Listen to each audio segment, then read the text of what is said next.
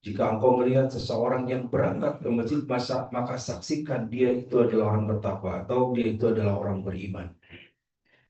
Lalu kemudian Rasul mengutip satu surat di surat Taubah ayat ke-18, innama ya'muru masajidallahi man amana billahi wal yawmil akhir. Sesungguhnya orang-orang yang memakmurkan masjid adalah orang-orang yang beriman kepada Allah dan hari akhir saja. Artinya kita termasuk kepada orang yang beriman kalau kita memakmurkan masjid, orang yang bertakwa dengan memakmurkan masjid. Jadi pas masjid kita masjid at-taqwa, ya, sesuai dengan di sini. Baik, kita masuk kepada pembahasan selanjutnya. Pembahasan kita sekarang adalah al-maudu.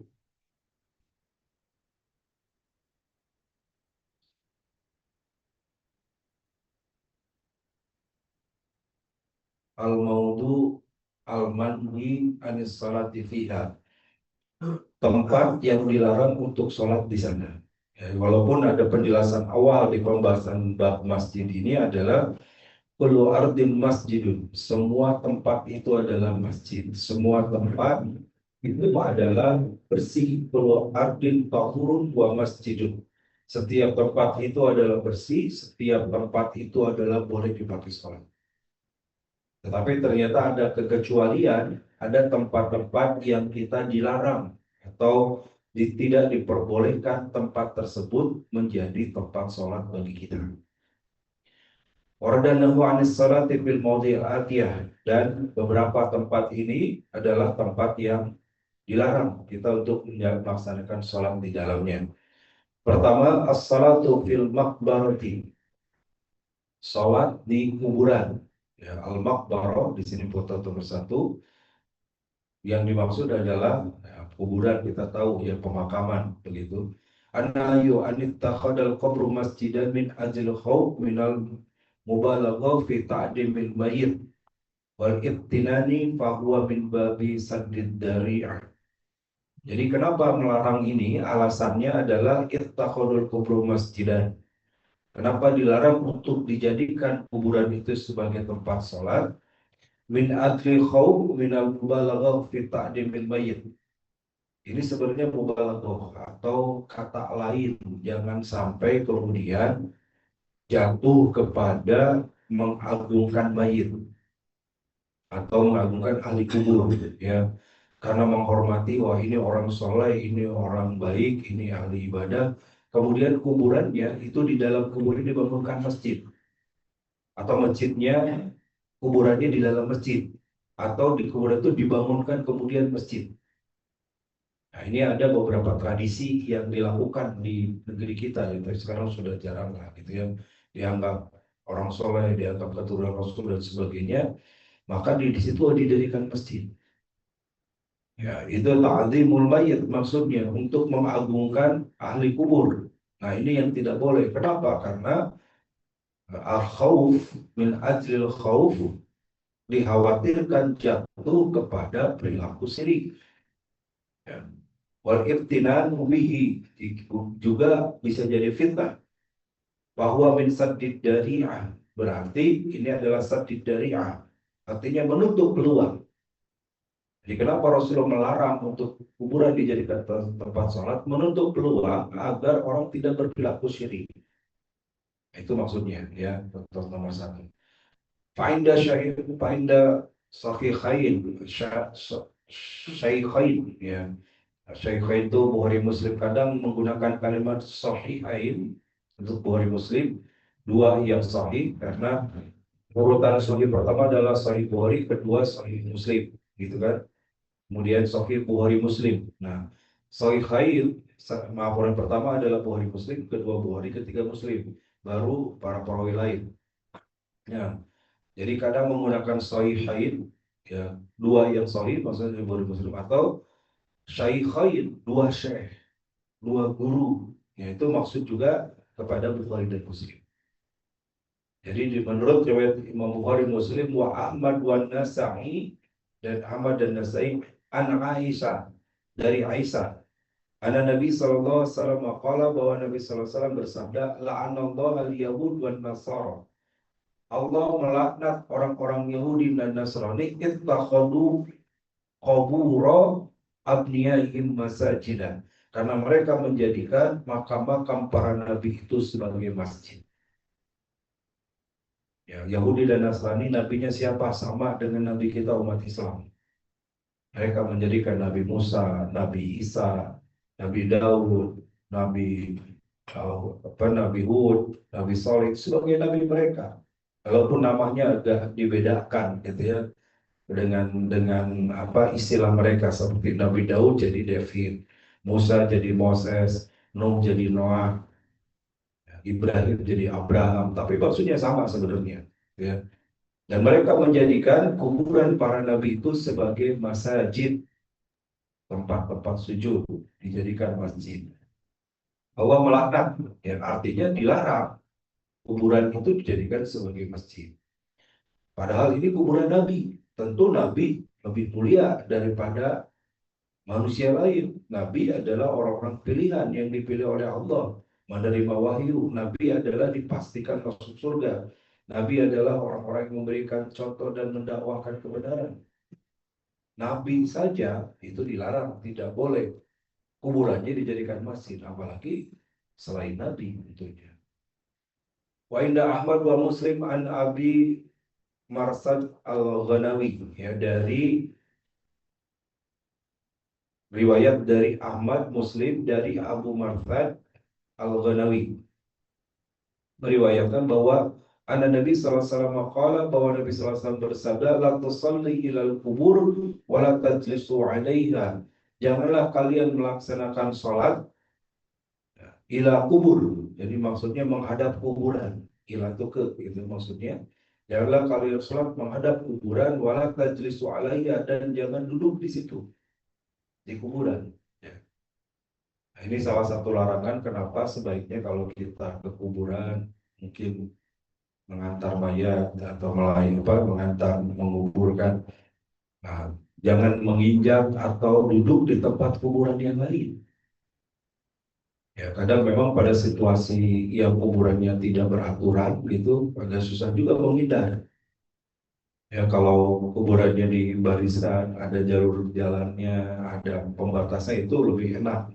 Tapi ada beberapa kuburan itu berantakan, tidak baris ya. Saya bulan lalu di Jakarta, bapak mertua kuburannya dekat ya, sekaligus ziarah gitu, dia sambil membersihkan. Itu rada susah kalau jalan ke sana karena kuburannya keberaturan, Pak. Mau belok sini ada, belok sini ada gitu. Ini gimana dulu ya? Bahkan ada yang apa posisi kepalanya juga beda-beda gitu ya, agak melenceng gitu. Ya, ini ke sini kiblatnya, yang ini ke sini. Ya, mungkin dulu belum diatur karena udah lama di situ kuburannya. Tapi sebaiknya tidak boleh gitu ya. La tajlisu 'alaiha, janganlah duduk di atasnya, jangan duduk di atas kuburan, dan jangan sholat menghadap kuburan. Sama maksudnya adalah kalau sholat menghadap kuburan ada kekhawatiran, li ajil khauf, kekhawatiran jangan sampai orang sholat menghadap ahli kubur. Rasul pernah sholat di kuburan, pernah ya. Rasul pernah sholat di kuburan, salah satunya adalah ketika peristiwa Rasulullah menyolatkan seorang nenek berjaga masjid di pinggiran kota Madinah. Jadi seorang nenek ini kerjaannya membersihkan masjid. Mungkin kalau di kita pagi-pagi nyapu gitu ya, dipel, beresin karpet, nanti sore begitu lagi. Dan itu tiap hari. Jadi ketika Rasul datang, Rasulullah memuji nenek itu bahwa dia seorang yang ahli masjid dan membersihkan masjid. Bahkan ketika meninggal, Rasul tidak diberitahu Rasul datang ke kuburannya. Dan ketika Rasul datang ke tempat itu, kampung tersebut menanyakan mana nenek itu. Korbatat, ya Rasulullah sudah meninggal. Kata Rasulullah, dullani ala qabri, tunjukkan kepada di mana kuburannya. Dullani ala qabriha. Nah, ketika ditunjukkan, Rasul datang, Rasul sholat di sini. Nah, itulah salah satu syariat salat gaib. Salat gaib itu dilakukan di depan kuburannya. Jadi kalau kita nggak sempat nyolatin, mau menyolatkan boleh datang ke kuburannya, sholat di depan kuburannya. Nah, itu sholat mayit khusus. Tapi tidak ada riwayat sholat lain. Bahkan Rasul melarang. La tusallu ilal kubur. Jangan sholat menghadap kuburan. Sekali lagi, ilahnya, penyebabnya dikhawatirkan kemudian menjadikan syirik, menjadikan ahli kubur. Ya, sholatnya bukan untuk Allah, bukan karena Allah, tapi untuk ahli kubur. Rawahu Muslim wa Ahmad, diriwayatkan oleh Imam Muslim dan Imam Ahmad, wa indahuma, dan dari keduanya berarti masih Muslim dan Ahmad. Aidan juga an Jabir bin Abdullah bin Al-Bajali, ya, dari Jundub bin Abdullah Al-Bajali. Kalau dia berkata, sama itu Rasulullah SAW, bahwa aku mendengar Rasulullah SAW, qabla an yamuta bi khamsin. Rasulullah SAW meriwayatkan bahwa 50 hari qabla an yamut, sebelum beliau wafat, yaqulu, bahwa Rasulullah bersabda, inna man kana qablakum kanu yattakhiduna qubur anbiya'ihim wasalihihim masjidah. Inna man kana qablakum, sesungguhnya orang-orang sebelum kalian kanu yattakhiduna qubur anbiya'ihim, mereka menjadikan makam-makam para nabi mereka, wasalihihim masajidah, dan orang-orang saleh di antara mereka dijadikan sebagai masjid. Ala, ingatlah Rasul. Jadi di 50 hari sebelum Rasul wafat, Rasul sudah mewasiatkan ini, gitu ya. Ala fala tattakhidul qubur masajid. Ingatlah, janganlah kalian menjadikan kuburan itu sebagai masjid. Ini anhaakum an dzalik, sesungguhnya aku melarang kalian atas hal itu. Jadi mempertegas bahwa tidak boleh menjadikan kuburan sebagai tempat sholat, atau membangun masjid di kuburan, atau kuburan di dalam masjid, gitu ya. Bahwa Rasul menyampaikan 50 hari sebelum beliau wafat, orang-orang dulu menjadikan kuburan Nabi, kemudian orang-orang soleh sebagai masjid. Nah, ini dilarang. Wa Aisyah, dan dari Aisyah, anna Ummu Salamah dzakarat li Rasulillah sallallahu alaihi wasallam. Aisyah meriwayatkan bahwa Ummu Salamah menceritakan dari Rasulullah sallallahu alaihi wasallam, kani sati ra'atha bi ardil Habasyah, ya, tentang gereja, ya, kanisah itu gereja, ra'atha bi ardil Habsah, yang dia lihat di Habsyah. Habsyah itu sekarang Ethiopia, ya. Dulu yang Rasulullah Habsyah tidak Ethiopia tidak seberat sekarang, kan. Sekarang banyak kelaparan, kesusahan dan sebagainya. Dulu Habsyah termasuk yang subur dan pernah dipakai dakwah para sahabat dan tempat hijrah pertama dalam Islam. Sebelum Rasulullah dan para sahabat hijrah ke Madinah, Rasul mengutus para sahabat hijrah ke Habsyah. Yuqalu laha Maria, maka beliau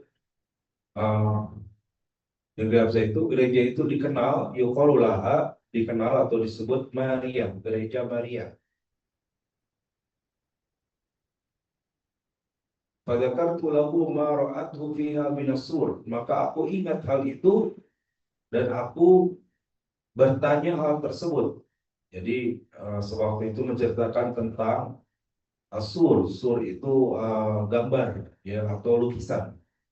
Faqala Nabi SAW, maka Nabi SAW bersabda, ulaika qaumun idama tafihimul abdu salih, mereka itu adalah kaum yang apabila meninggal salah seorang yang saleh, awi rajulus salih, atau seorang laki-laki yang saleh, banu ala qabrihim masjidan, mereka bangunkan di atas kuburannya masjid.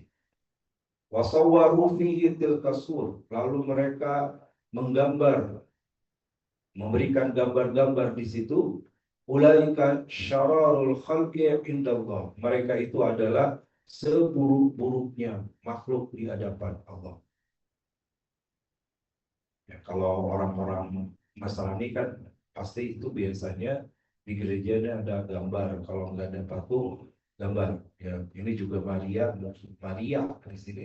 Maksudnya Maria ya, orang Nasrani karena patung Bunda Maria. Dulu Masjid Hagia Sophia sebelum oleh Erdogan kemudian dijadikan lagi masjid, itu sempat jadi gereja, di atasnya masih ada. Ya, sebelum oleh Erdogan diambil sudah dalam kekuasaan Islam juga. Hagia Sophia baru tahun-tahun ke sini ya dijadikan masjid lagi. Sebelumnya hanya dijadikan museum, yang di masjid itu masih ada patung gambar Bunda Maria. Itu menunjukkan bahwa tempat itu adalah masjid, tadinya dijadikan gereja, dijadikan museum, dan kemudian dijadikan masjid lagi. Sudah dijadikan masjid dihapus lagi karena memang tidak boleh gitu ya ada gambar, apalagi itu gambar yang dianggap sebagai uh, orang saleh atau tadi dianggap sebagai orang suci atau dianggap Tuhan bahkan gitu ya. Rasulullah melarangnya, bahkan disebutkan ulaika syararul khalqi indallah, mereka itu seburuk-buruknya makhluk di sisi Allah.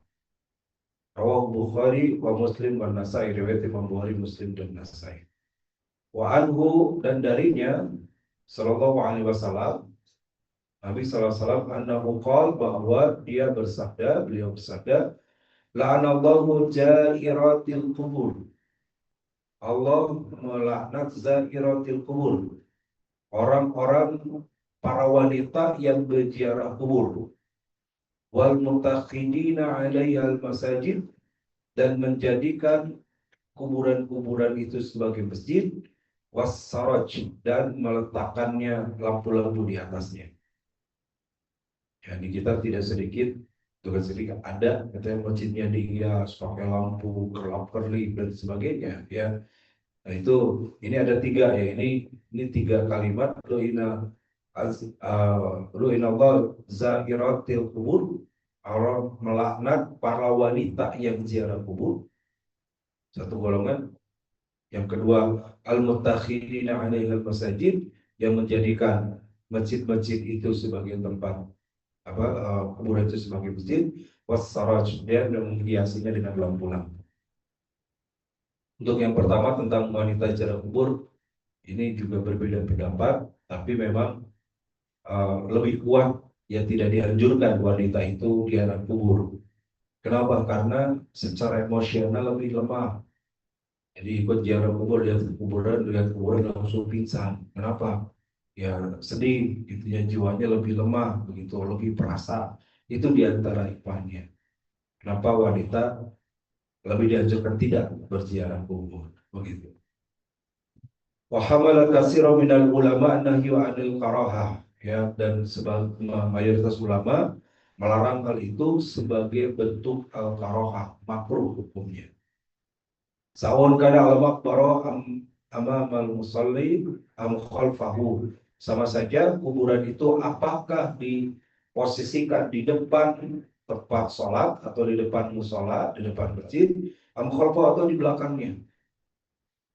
Wa inda dhahiriyah, dan menurut mazhab al-dhahiri, ya, mazhab al-dhahiriyah kadang kan kita mengenal mazhab yang masyhur saja, hanya empat: Syafi'i, Maliki, Hambali, Imam Ahmad, Hambali, Maliki, Syafi'i, dan satu lagi Hanafi, ya. Nah, ini ternyata ada juga mazhab Dhahiriyah, ya, mazhab Dhahiri, tapi tidak banyak pengikutnya. Wa indal Dhahiriyah, menurut mazhab Dhahiriyah, an-nahyu mahmulun ala tahrim, ya, bahwa larangan ini adalah larangan yang sifatnya haram menurut mazhab Zahiriyah. Kalau mazhab yang lain tadi nahyu alal karahah, maksudnya kepada makruh saja, gitu. Wa nasalatu fil maqbarah batilah, dan menurut mazhab Zahiriyah salat di kuburan itu batilah. Ya, di sini kotak nomor 2, batilah, batil atau batal, ya. Ada wa dhahiri alladzi la yadbagil adlu anhu bihalin. Ini pendapat Dhahiriyah, ya, yang sangat tegas, itu artinya dia tidak kompromi. Fal hadis sahihah wa sarihah fi tahrimis salat indal kubur sawaun akan qabrul wahidan am aktsar. Dan menurut mazhab Zuhairi sama saja begitu. Apakah sholatnya itu di satu kuburan atau banyak kuburan? Jadi hukumnya haram menurut mazhab Zuhairi. Tapi mazhab lain makruh, tergantung kembali niatnya apa. Kalau niatnya nyembah, niatnya minta-minta ke ahli kubur, tentu itu haram kan kesyirikan. Tapi kalau ada kepentingan tertentu seperti tadi, misalkan belum sholat mayat, lalu datang di depan kuburan yang melaksanakan sholat mayat, Rasul mencontohkan. Atau memang ada masjid yang berdiri di area kuburan. Ada di situ masjid, lalu area masjidnya dijadikan kuburan. Atau sebaliknya, kuburan ada dan nggak ada masjid di kampung itu, nggak ada tanah kecuali dekat kuburan, bangun masjid dekat kuburan. Nah, tentu ini bukan menjadi hal yang tujuannya menyembah ke ahli kubur. Ya, artinya kembali kepada niatnya. Karena ada juga yang membangun kuburan, oh ini seorang habib, maka kuburannya juga di dalam masjid. Jadi ini masjid, sebelahnya itu kuburan. Di beberapa tempat ada, saya lihat beberapa tempat di Jakarta yang ini Habib Kuintang, ini Habib ini ada tuh di apa di kuburannya itu di dalam masjid. Nah, ini yang tidak boleh gitu ya, dikhawatirkan mau jatuh kepada makruh. Walaupun makruh menurut para ulama ya halal karohah, itu menghukumi bahwa larangan tersebut jatuh kepada makruh, tapi kalau itu menyerempet mengkhawatirkan kepada kesyirikan, tentu lebih baik untuk dihindari. Lanjut, as-salatu fil kanisa wal bai'ah. Salat di al-kanisa wal bai'ah. Kanisa ini gereja ya. Bai'ah itu tempat orang Yahudi ibadah, atau mungkin kita mengenalnya sinagog gitu ya. Sinagog, kalau Jojodo suka nagog, kita ini mah sinagog, bukan tempat ibadah ya orangnya Yahudi. Di situ foto nomor satu, al-bai'ah ma'bad al-Yahud, itu ya, betul di sini. Ma'bad itu tempatnya ibadah orang Yahudi.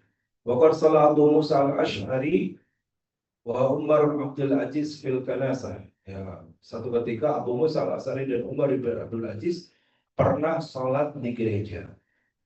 Walam yaro Syafi'i, dan juga walam yaro Syafi'i wa Atha wa Ibnu Sirin bis sholati fiha ba'san. Ya, menurut Imam Syafi'i, Atha dan Ibnu Sirin, bis sholati fiha ba'san, sholat di dalamnya tidak masalah, sholat di gereja tidak apa-apa. Qala Bukhari, Imam Bukhari berkata, karena Ibnu Abbas yusalli fi bi'atin, ya, bahwasanya Ibnu Abbas pernah sholat di bi'ah, tempat sholat orang Yahudi tadi. Illa bai'atu fiha tamanzil, bahwa melaksanakan sholat tempat orang Yahudi yang itu terdapat di situ di dalamnya tamanzil. Tamanzil itu ini apa, patung atau berhala ya. Tamanzil terdapat patung-patung atau arca gitu ya gitu. Waqad kutiba ila Umar min Najran, dan Umar pernah menerima surat dari Najran, annahum lam yajibu makanan amdofa, bahwasanya kaum muslimin di Najran itu tidak pernah mendapatkan tempat yang bersih, wala ajwada min bi'atin, yang dan tidak lebih baik daripada bi'atin, tempat ibadah orang Yahudi tadi, daripada sinagog tadi. Maka taba indahuha bima'in wasidrin, maka kemudian Umar menulis ya untuk mempersilahkan sholat di dalamnya, indahuha bima'in wasidrin, tetapi kemudian Umar menyampaikan ya agar dibersihkan bima'in dengan air wasidrin. Sidar itu air bidara. Jadi bersihkan sebelum dipakai sholat di situ. Itu tempat ibadah orang Yahudi. Bersihkan dengan air dan bidara, maksudnya dipel begitu. Wasallu fiha, dan salat yang di dalamnya. Wa inda Hanifah, menurut Imam Hanifah, wa Syafi'i, dan Imam Syafi'i, al-qawlu bi karahatis salatu fiha mutlaqan. Ya, bahwa sholat di situ, artinya sholat di gereja atau sinagog tadi adalah makruh secara mutlak. Menurut mutlak, mutlak dalam bahasa Arab itu umum, gitu ya. Makruh umum aja, sholat di gereja itu makruh, seperti makruhnya kita makan jengkol, makan bawang, itu makruh. Jadi mutlak, bukan makruhnya khusus, tapi makruh mutlak saja. Kalau tadi sholat di kuburan itu makruhnya khusus, ya kuat. Kalau ini mutlak umum saja. Bahkan di Eropa itu sekarang banyak gereja yang sudah tidak laku. Alhamdulillah Darut Tauhid 2017 ya, 2000, mulai 2017 2018 itu nabung beli gereja di Perth, karena gereja itu sudah sepi, akhirnya for sale dijual, ya kita beli dan dijadikan masjid sekarang. Nah, itu ya, dan sekarang banyak katanya di Eropa gereja yang sudah sepi, tiap hari Minggu atau ada yang hari Sabtu itu nggak ada pengunjungnya, jadi pendeta lagi nganggur, nggak ada jamaahnya. Untung di masjid enggak ya, kalau masjid sepi, ustadznya nganggur gitu ya, imamnya dia yang komat, dia juga makmumnya beliau, itu borongannya. Di gereja terjadi seperti itu, hanya banyak yang for sale ya. Bagaimana, boleh boleh beli aja, jadiin masjid. Nah, syaratnya kalau kata Umar tadi adalah indahuha bima'in wasidrin, bersihkan dulu. Ya, pakai air. Kenapa pakai bidara? Bidara itu dalam banyak riwayat penangkal jin, penangkal setan. Ya, kalau tempat seperti itu kan gereja atau sinagog, tempat ibadah agama lain. Ya, tentu yang betah adalah makhluk lain, gitu ya. Jin, setan, jadi diusir lah dengan itu. Salah satu ikhtiarnya.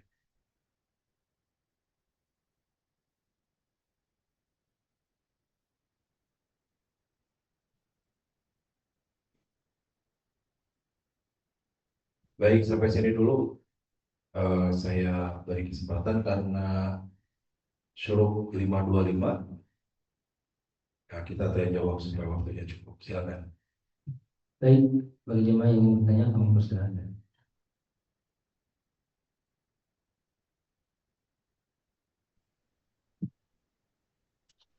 Izin bertanya Ustaz.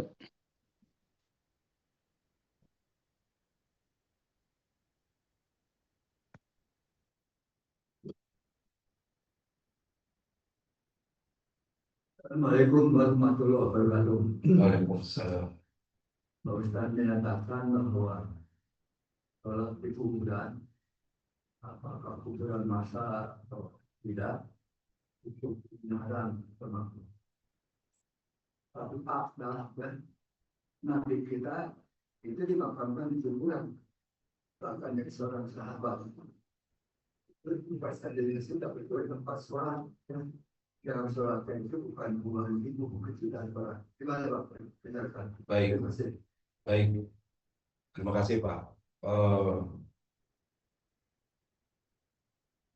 ya, tentang Masjid Nabawi. Jadi sebenarnya dulunya dan sampai sekarang sebenarnya rumah Rasul dengan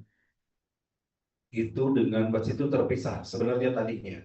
Ya, sepengetahuan saya masjid yang posisi sekarang itu pembangunan dimulai dari yang megah seperti saat ini, itu mulai dari King Faisal dan diakhiri pada masa King Abdul Aziz. Jadi sekitar uh, 10 tahun ya, kalau hitungan Masehinya 1995 dan berakhir tahun 2025. Jadi 10 tahun itu pembangunan selesai yang megah seperti sekarang. Para ulama berdebat memang itu saat bahwa kemudian Masjid Nabawi itu atau rumah Rasul menjadi bagian dari Masjid Nabawi karena dulunya memang terpisah. Jadi itu rumah Rasul, bahkan status tanahnya ketika Rasulullah membeli dari dua anak yatim sahal supel, itu Rasul langsung membantu bahwa ini saya wakafkan sebelah ini untuk masjid dan ini adalah untukku dan keluarga. Jadi satu kotak yang menjadi makam Rasulullah dan sahabat Abu Bakar dan Umar itu adalah rumah Rasulullah, dibeli dari uang Rasulullah. Dan sebelahnya, jadi kurang lebih itu dulu itu luasnya hanya sekitar 110 meter persegi dan 55 meter perseginya untuk masjid, sisanya untuk umat. Jadi tidak luas dulu Masjid Nabawi segitu ya. Tapi terus diperluas setiap khalifah kecuali Abu Bakar tidak melakukan perombakan karena Abu Bakar memimpin hanya 3 tahun, jadi khalifah kemudian wafat dan selama 3 tahun banyak lebih menertibkan kondisi umat saat itu yang chaos pasca Rasulullah wafat. Abu Bakar cukup berat gitu ya karena rongrongan Yahudi, rongrongan orang-orang munafik yang mereka juga mulai berpaling ketika Rasulullah SAW wafat begitu. Tapi masa Umar melakukan renovasi, Utsman, Ali terus ya pada masa para khalifah yang memimpin. Ketika dipimpin oleh khalifah dari Qaitbay tahun 888 yang kita lihat sekarang jadi kubah hijau. Dulu sempat juga berwarna kubah itu ungu.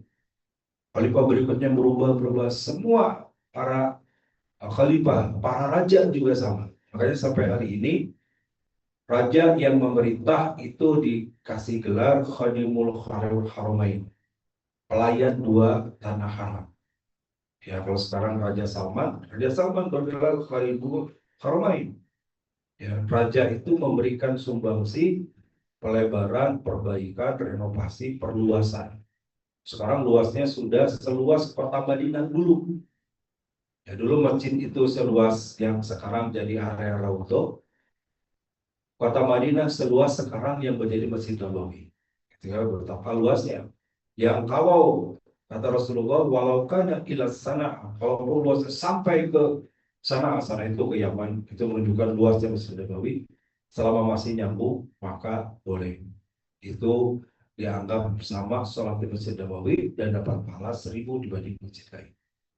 Nah, kembali kepada makam Rasulullah itu berdebat para ulama. Jadi tidak serta-merta ya banyak ketika pembangunan renovasi itu cukup lama istihad para ulama. Termasuk misalkan ketika Masjid Haram juga direnovasi. Dibikin 2 lantai, 3 lantai. Bagaimana sa'i di lantai 2? Bagaimana sa'i di basement? Bagaimana sa'i di lantai 3? Sementara sa'i itu sofa marwah nempel ini di atas. Pas ada sa'i di atas gitu ya. Itu juga perdebatan lama. Walaupun akhirnya sudah diputuskan untuk kemaslahatan karena tidak mungkin jamaah ribuan jutaan di satu jalur yang sama, maka alternatif ada jalur lantai 2, lantai 3, lantai basement itu untuk memudahkan jemaah. Istihadnya jadi dibolehkan. Nah, termasuk pembangunan masjid Nabawi itu diperlebar, diperluas, dan termasuk makam Rasul. Salah satunya adalah alasan para ulama dan itu disepakati untuk keamanan. Jadi di dalam masjid, karena dari dulu itu makam Rasul itu sudah sering akan dicuri. Ada banyak riwayat atau kisah ya. Ada pernah orang-orang 40 orang di satu ketika seorang khalifah yang iktikaf di masjid, dia nunggu makam Rasulullah. Dan di masjid itu diserang oleh 40 orang atau lebih kata dia dalam kisahnya dengan membawa pacul, sempok dan sebagainya untuk menggali makam Rasul dan mencari mayat Rasul. Begitu mereka masuk dan dia tidak bisa menghalangi karena sendiri di situ, mereka jerah, mereka mulai menggali tapi tiba-tiba mereka hilang. Ini riwayatnya walau alam, tapi kisahnya ini masyhur ya. Kemudian yang kedua ada 2 orang datang dari Maghribi, kata diceritakan. Maghrib itu Maroko. Orang yang kaya, orang yang solid, ahli ibadah. Ya. Dan dia ternyata menggali. Jadi kalau siang dia jadi orang yang sangat baik, tapi malam dia menggali dari rumahnya yang jauh itu dia bikin rumah di Madinah, agak jauh dari Masjid Nabawinya, dari makam Rasulnya. Dia menggali ke bawah untuk bisa nanti mencuri mayat Rasulullah. Ya. Sampai kemudian ada khalifah saat itu, saya lupa nama khalifahnya, ya, sudah berganti lagi. Dia mimpi bahwa makam Rasul akan dicuri. Dan dia tidak tahu siapa pencurinya ini. Lalu dalam mimpinya dia bermimpi bahwa ada dua orang yang tampan, yang dermawan, yang paling kaya, dialah pencurinya. Maka dicari oleh siapa nih yang paling dermawan. Maka ketika ditanya ke orang-orang penduduk saya itu nggak ada lagi kecuali dua orang itu. Yang tampan, yang dia dermawan tiap hari ngasih uang, bagi-bagi uang. Nah ternyata setelah digerebek ke rumahnya itu, dia menghamparkan karpet atau semacam sejadah, begitu di balik karpetnya ada lubang, dan lubang itu tembus mau sampai ke makam Rasul. Itu juga ada kisah lain. Jadi untuk menjaga itu agar jasad Rasul tidak dicuri, agar Rasul tidak diambil, maka ya, masuk kepada area masjid. Itu istilahnya, ya. Sehingga terjaga terus, dan tentunya diingatkan bahwa tidak untuk sholat kepada Rasulullah, tapi sholat kepada Allah, menjadi tempat kesatuan untuk berziarah. Selain kaum muslimin ziarah kepada Rasulullah, juga tentu beribadah di Masjid Nabawi yang memiliki keutamaan. Sebenarnya di situ cukup untuk 4 orang, ya. Tapi satu Rasulullah, 2 Abu Bakar, 3 Umar, yang satu lagi nggak ada yang mau. Jadi Utsman pernah ditawari, nggak mau, saya merasa tidak layak di samping Rasul. Aisyah istrinya pernah ditawarin juga tidak mau. Maka Aisyah Utsman itu dibagi, ya, sebelah dari Masjid Nabawinya. Kemudian sahabat lain termasuk Abdullah bin Abbas itu pernah ditawari, karena Abdullah bin Abbas seorang sahabat yang dari kecil dididik oleh Rasulullah, kemudian juga ilmunya sangat banyak, dikenal dengan hibr ilmu, lautan ilmu atau tinta ilmu. Beliau merasa tidak layak. Maka Abdullah bin Abbas, bagaimana pesan beliau, beliau minta dimakamkan, bahkan jangankan di samping Rasul, dimakamkan mau di Mekah aja beliau merasa nggak layak, di Madinah merasa nggak layak, padahal ulama besar, merasa malu. Akhirnya beliau minta di Taif, ya, karena dakwah pertama beliau di Taif, gitu. Nah begitu Pak Haji, jadi terkait ini sudah ada istiadat para ulamanya, dan intinya adalah untuk keamanan, untuk keselamatan jasad dari Rasulullah SAW, sehingga masuk kepada area wilayah masjid, tapi secara ikrar, secara wakafnya itu tidak termasuk tanah wakaf, kemudian itu adalah tanahnya Rasulullah sendiri, begitu. Aduh. Boleh mungkin kepada Darsono kita pilih yang bertanya. Iya, mungkin pendek aja Ustaz. Yang pertama, tidak bolehnya tadi sholat di depan. Pak Darson dulu dari chat, silakan Pak, dari Jogja. Oh, baik, Assalamualaikum Ustaz. Waalaikumsalam. Mungkin singkat saja karena waktunya pendek. Yang pertama, tidak tadi dilarangnya untuk sholat di depan kuburan, ya. Gimana kalau berdoa? Saya suka berziarah kalau pulang kampung Ustaz, bawa kakak saya, ya mengingat mati dzikrul maut, kemudian juga mendoakan. Nah itu saya membawa kakak saya perempuan itu. Tujuan saya adalah untuk mengingatkan kematian dan mengenang kebaikan orang tua dan sebagainya. Apa kita boleh berdoa di situ Ustaz? Sebanyak-banyaknya saat itu yang pertama. Yang kedua Ustaz, saya mungkin terlewat mengikuti ini. Di Jogja ini banyak sekali kalibrasi masjid-masjid itu sapnya dengan bentuk masjid itu tidak lurus Ustaz, karena mungkin diimbau untuk mengkalibrasi ke Mekah itu, ya. Nah, apakah seandainya tidak dikalibrasi itu tidak apa-apa Ustaz, karena estetikanya juga kurang menarik sebenarnya. Tapi Jogja ini rata-rata hampir sap itu rata-rata miring Ustaz, tidak sesuai dengan posisi gedungnya. Terima kasih Ustaz. Assalamualaikum warahmatullahi wabarakatuh. Ya. Waalaikumsalam. Satu, tentang berdoa di kuburan. Kalau kita merujuk kepada hadis-hadis di sini, yang dilarang adalah sholat. Ya, yang dilarang adalah sholat. Jadi berdoa tidak ada larangan secara spesifik. Kalaupun tadi juga sholat hukumnya mayoritas yang mengatakan makruh, gitu ya. Jadi silakan doa tidak masalah dengan tujuan juga tadi kita berdoa kepada berdoa untuk ahli kubur, bukan berdoa meminta kepada ahli kubur. Kita mendoakan ahli kubur, bukan kita meminta kepada ahli kubur.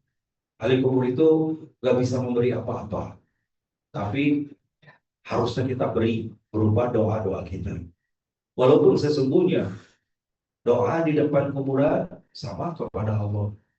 Insya Allah sampai. Doa di depan, doa di masjid sampai. Doa di rumah sampai. Sama-sama semuanya doanya kepada Allah. Maka ada pendapat yang tegas. Sekarang saudara-saudara kita di Salafi, nggak boleh doa di masjid, di kuburan. Kenapa? Ya khawatir minta ke ahli kubur. Tapi kan niat kita tidak ke ahli kubur. Dan kenapa melarang? Karena ya sama aja sebenarnya doa di masjid kepada Allah, doa di kuburan kepada Allah. Jangan sampai merasa lebih afdol, lebih makbul doa kepada ahli kubur di depan kuburannya. Tentunya lebih makbul berdoa kita di masjid. Ada waktu ijabah, ada tempat ijabah di masjid setelah sholat itu lebih utama.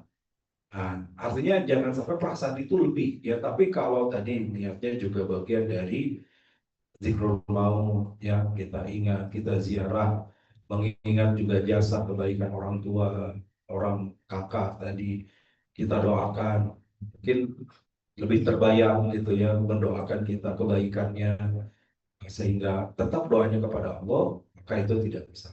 Itu satu ya. Yang kedua, kalibrasi.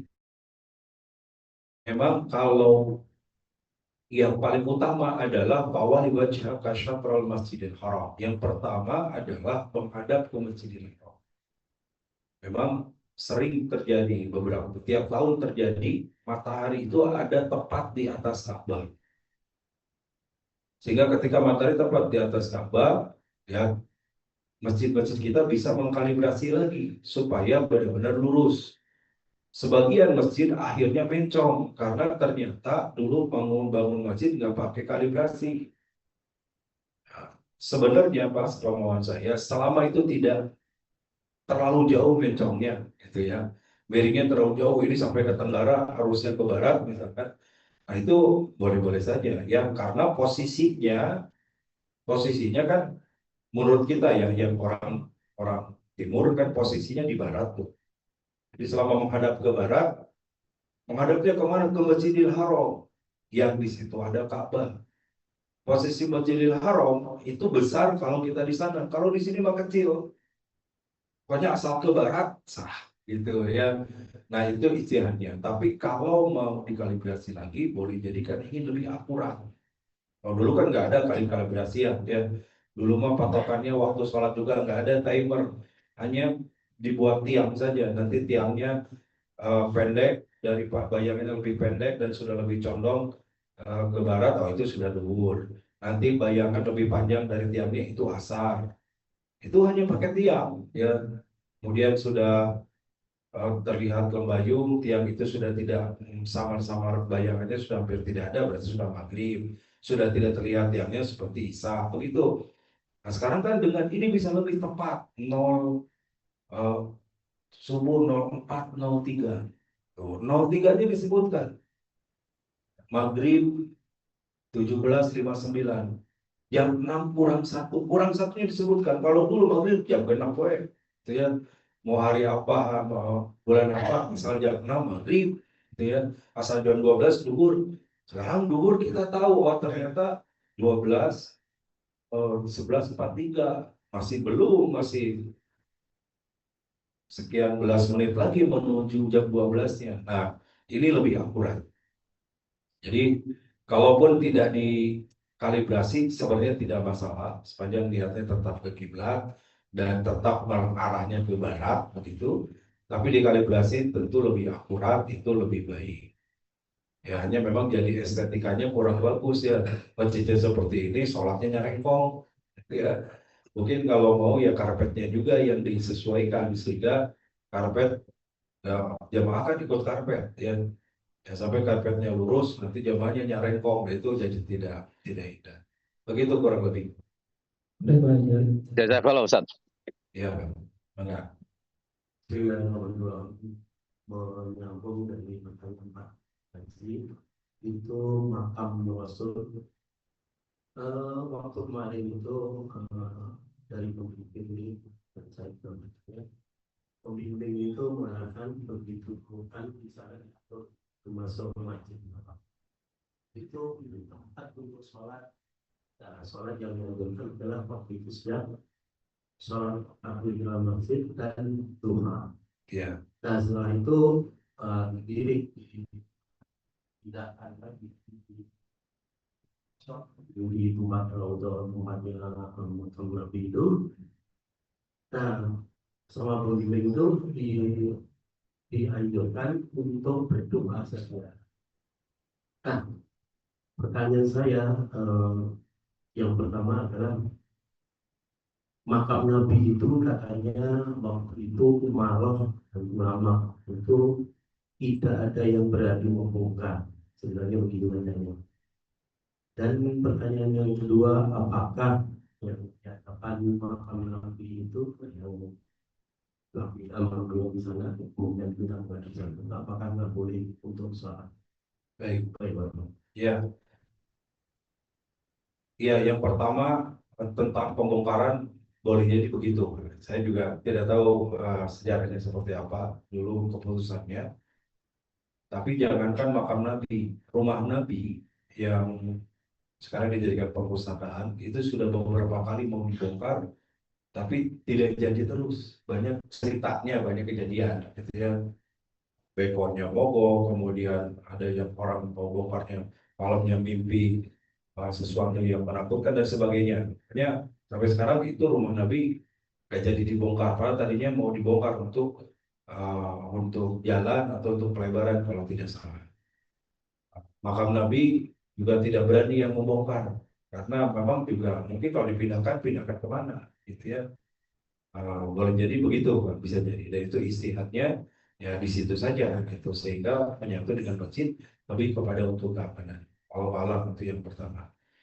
Nah, kemudian apakah boleh sekarang itu memang agak sulit ya karena dari pandemi sebenarnya sekarang itu sudah ditutup memakai ya tirai ya sehingga itu hanya area belakang masjid, area di belakang Nabi itu hanya untuk lewat yang mau berwudu. Kecuali di balik dinding tirai itu baru kesananya bisa tetap sholat.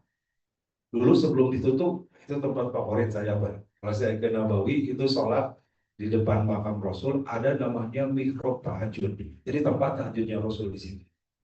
Ya, banyak yang tahu, tapi karena saya tahu sejarahnya, saya kalau ke Masjid Nabawi lebih subuh ngejar sholat di situ.